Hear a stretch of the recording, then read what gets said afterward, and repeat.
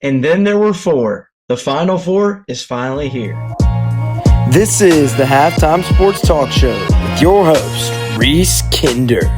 Hello, everyone, and welcome back to the Halftime Sports Talk Show. I'm your host, Reese Kinder, and this is episode 13. I'm glad to be back after a little 2-week break. We had the little episode dropped a few weeks ago about my mental health problems. I am great now, doing absolutely amazing, and ready to get back out there and talk about some sports. Just super excited. We got plenty of sports going on right now. We got baseball, basketball, and then we got golf coming up soon next week. But sorry, my voice is hoarse. I was actually at the Sweet 16 and Elite Eight to watch the Auburn men's basketball team make the Final Four, which we will highlight that here soon.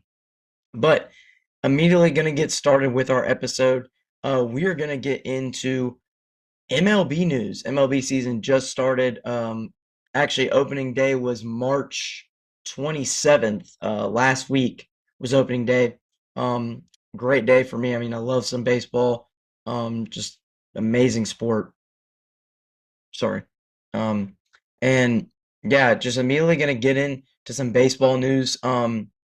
Actually, 5 hours ago, the Red Sox extended a 6-year extension record, actually. Uh, Garrett Crockett, $170 million deal with the Boston Red Sox. So he will be their ace. Used to pitch for the White Sox, actually. So, I mean, this is a great extension for Boston. Gonna have him for a while. Hopefully, he doesn't, get injured. Hopefully he stays healthy, and hopefully Boston gets a pretty good player out of him. And I mean, honestly, just kind of so far in the MLB season, not really anything big. Uh, but there's a big signing there by the Red Sox. And then another big thing, actually, is the Atlanta Braves outfielder Jerkson Profar, their star player of the offseason. Great signing by the Braves. Has been suspended for 80 games for violating the MLB's PED policy, using performance enhancement drugs to play better. And I mean, as a Braves fan, you're a fucking idiot. I mean, you're an idiot. It's ridiculous. Like, what are you doing? It's, I mean, at this point, you're so deep in your career, you should honestly be knowledgeable enough to know that you're not supposed to be using drugs to play better. I mean, like, that's stupid. Like, you've got to be dumb to do something like that. And Profar did let out a statement that said he apologized for everything, but I read over it. Um, I don't believe anything. I mean, people that do that type of stuff, I don't have any respect for them, even if they're on my own team that I like. I don't have respect for them at all. I mean, that's just you don't. If you're a cheater, you don't deserve a place in sports. You just need to quit playing sports if you want to cheat that way. But yeah, those are two big headlines already to start the MLB opening season. And then another amazing headline actually is Rafael Devers, who most of you know, amazing third baseman for the Red Sox.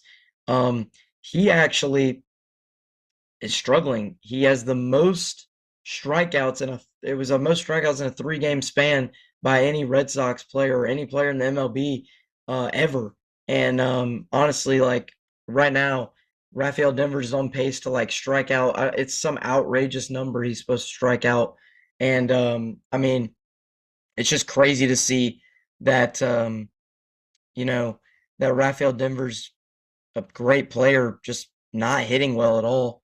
I believe he only has like 2 or 3 hits this whole entire season, but yeah, Rafael Devers 15 strikeouts in 3 games for the Red Sox, and I mean, just insane to see how crazy the MLB season's already been. It gets even crazier with the Yankees. The Yankees actually have inspired a lot of teams to do this. They've inspired a lot of teams to do this. It's a new bat called a torpedo bat. It's where you extend the bat up a little bit and it gets more pop off the bat. So then you hit home runs very easy. And the Yankees did try this out.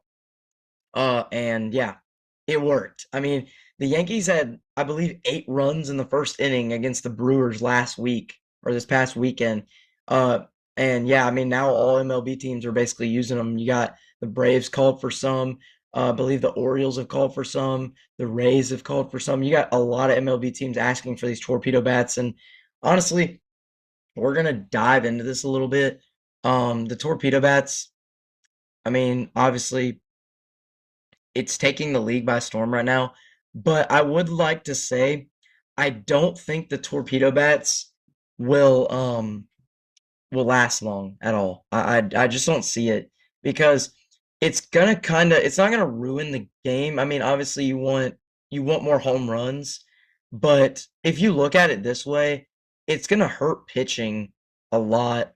Um, just due to the fact that I like to see 1 to 2 run games, and I also like to see some games that are blowouts, but mainly I like to see close physical games that are like battle tested and it's hard to win them and you have a lot of strikeouts and stuff. But I mean, with these new torpedo bats, you're not going to have that.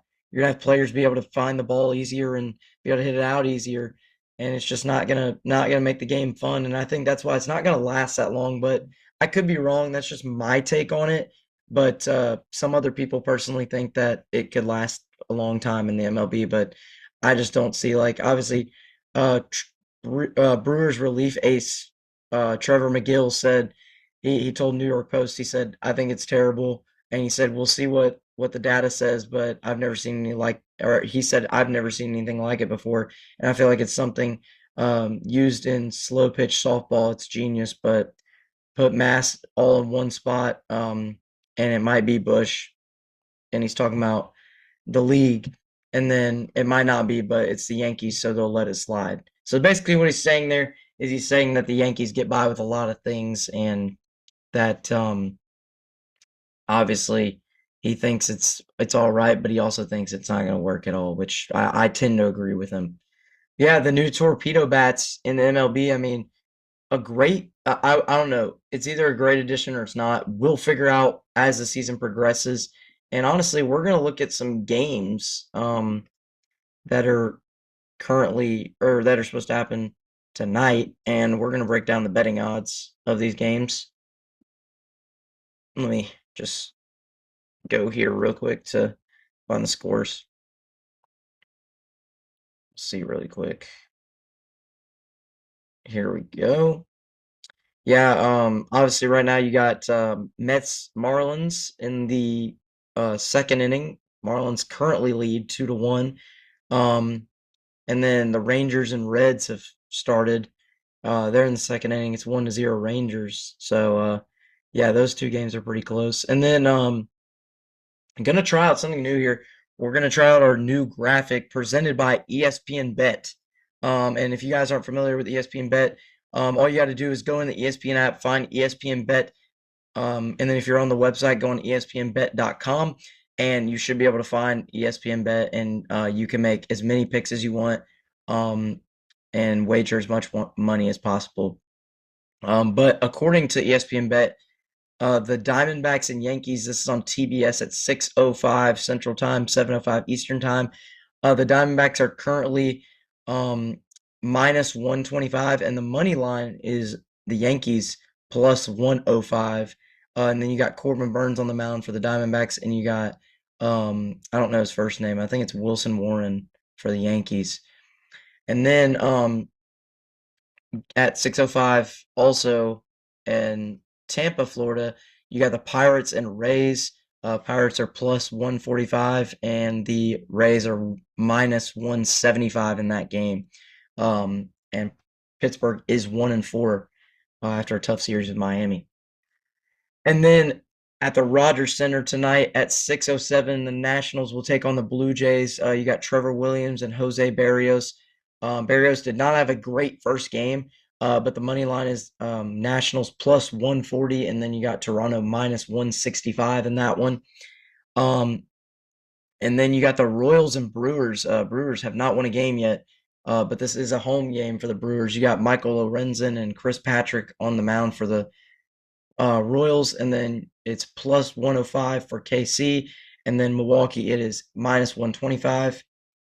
And then you got a battle of AL Central foes. You got the Twins playing the White Sox in Chicago. White Sox are actually 2-2. And this is going to be Minnesota minus 165 and Chicago plus 140. And then you have the Guardians and Padres. Great game last night, but the Padres came out on top. You got Lucas Allen and Michael King. And Cleveland is plus 145 and San Diego is minus 175.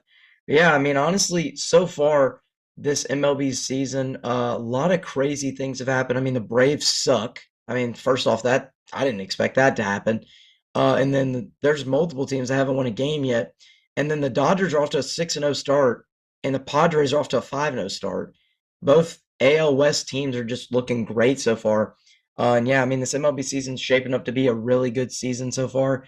And I really like where it's going and the direction it's going. So I'm excited to continue watching baseball. I'll probably watch some baseball after the podcast later. But yeah, honestly, that's going to do it for MLB because it's early in the season, so nothing really to talk about.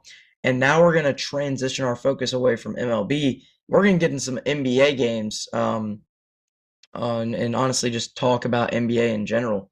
And, first major headline, NBA suspends 5 players from the Pistons Timberwolves scuffle. If you guys didn't see that, obviously, I'll roll it here on the camera. By Holland. Man, oh, come on now. Stevens. Big time brawl now in the front row. Gotta stay. It's going to take a lot to break this up. You gotta stay out of the crowd. This is not good. This has been built. I mean, you saw right there, Pistons and T-Wolves fight. I mean, just crazy. There was fans like literally in the front row where the fight was happening. I mean, you saw Isaiah Stewart, the instigator there, and just got in a huge fight with Dante DiVincenzo.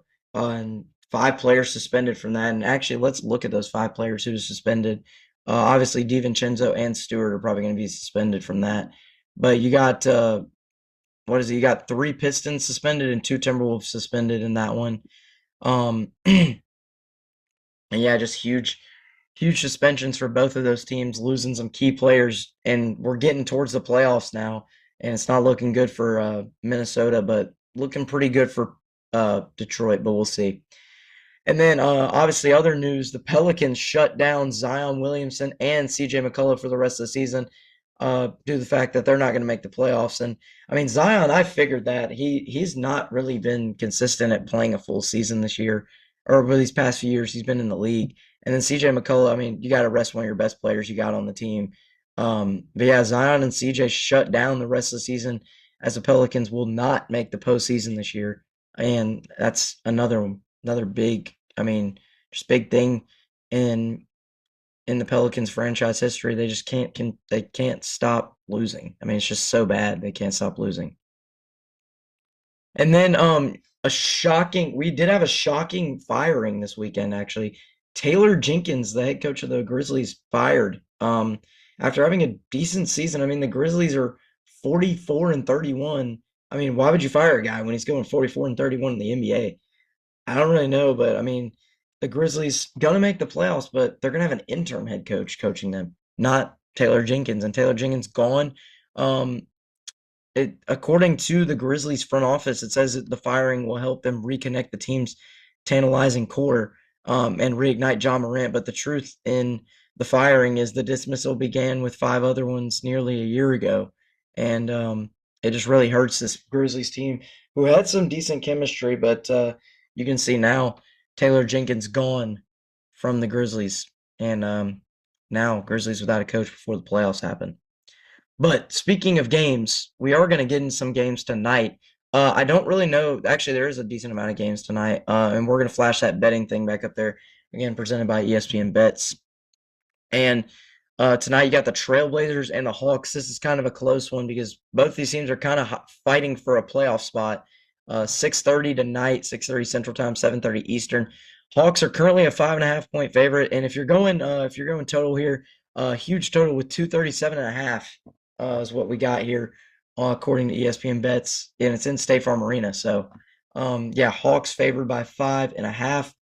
And then Madison Square Garden tonight, you got the 76ers, who haven't had a great season at all, versus the Knicks. The Knicks, 13.5 point favorites. If you're looking to bet tonight, I say this is the game you bet on. I think you don't bet the 13.5. You probably take the under on this one, due to the fact that it just the Knicks are probably not going to cover that spread at all. They'll probably play lackadaisical, but they'll probably still win. But yeah, Knicks and 76ers tonight, in Madison Square Garden at 6:30 Central, 7:30 Eastern. And then at 6:30 on TNT, True TV, and Max, you got the Bucks and the Suns. Milwaukee is a 6.5 point favorite, and the total is 224.5. I like Milwaukee to win this one, so I say you take it right where the line is at. So yeah, that's 6.5 point favorite. The Bucks are favored in this one.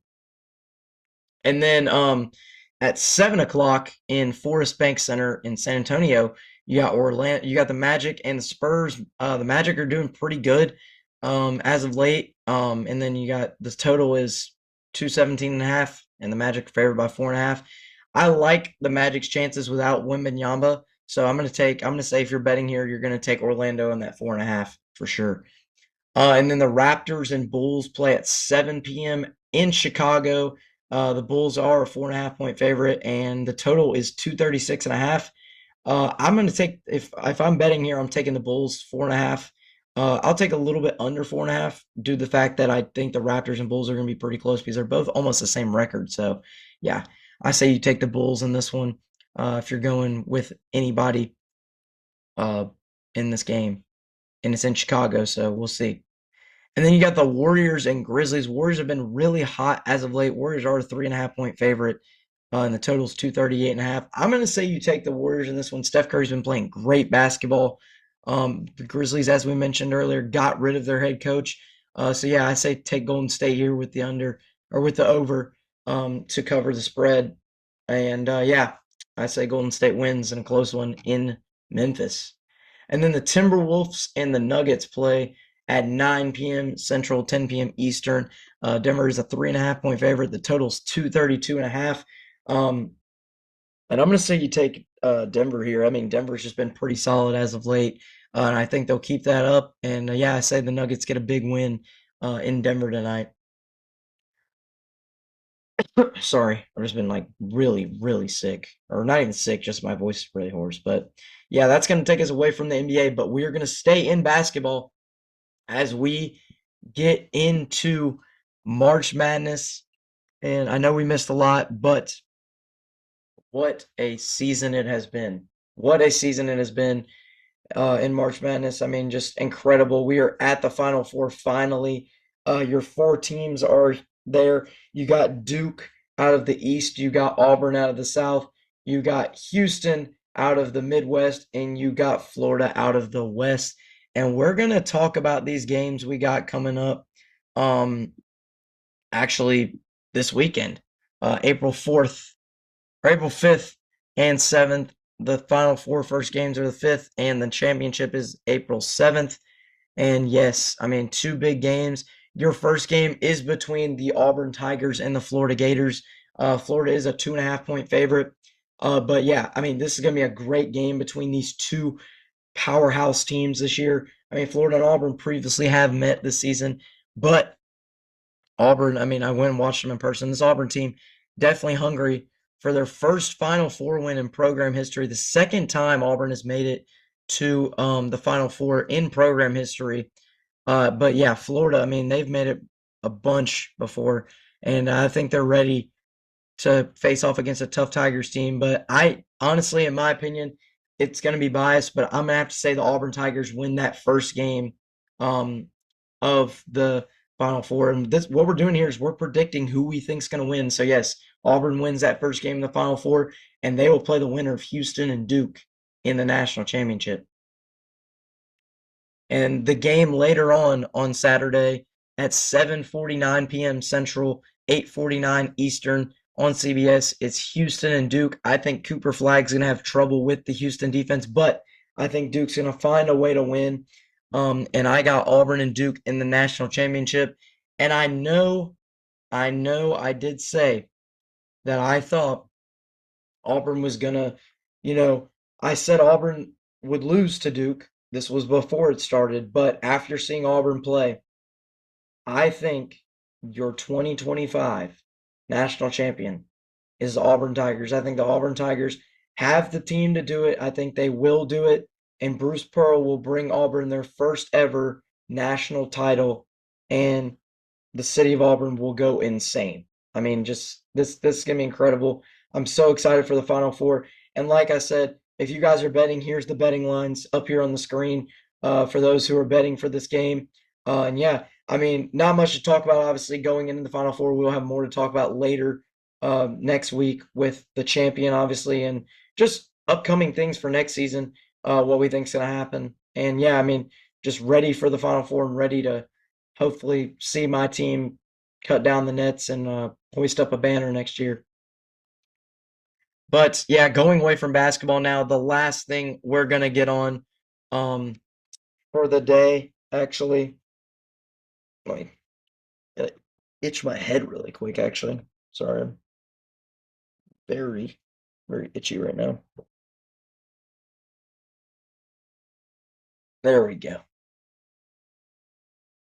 But the last thing we're going to talk about here before we get off the show for today um, is the Masters. I know we don't talk about golf a lot, but I love golf personally, and I think we're going to start talking about it a lot more since PGA season's starting to ramp up. But I mean, the Masters next weekend, or next week, Thursday through Saturday or Thursday through Sunday. And honestly, I'm just gonna kind of break it down like bets and picks and stuff. Right now, honestly, you got your top contenders currently are Roy McIlroy, Ludwig Aberg, and then John Rahm, Colin Morikawa, Bryson DeChambeau, and Xander Schauffele. That's your top six currently. And honestly, the guy I think could win it is a sleeper, honestly. I think Justin Thomas has been playing some of the best golf the past few weeks, and I could see Justin Thomas winning, honestly. And I like the chances of Justin Thomas winning, but the Masters is funny. I mean, anything can happen. But I do think the Masters this year, it's going to be really fun to watch, obviously. And yeah, I mean, if you guys are betting on the Masters, all you got to do is go to ESPN Bet, or you could go to CBS Sports and you'll be able to see the picks there. But yes, obviously not much to talk about with the Masters because it's still a week away. So we'll talk about it more next week. But I know this was a short episode. It's just my voice is really hoarse. And I know you guys don't want to hear me talk for long.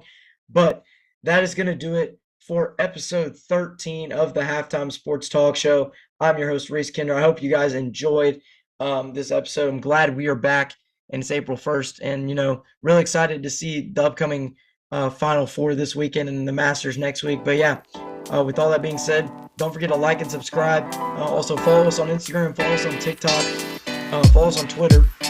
And yeah, hope you guys enjoyed this episode.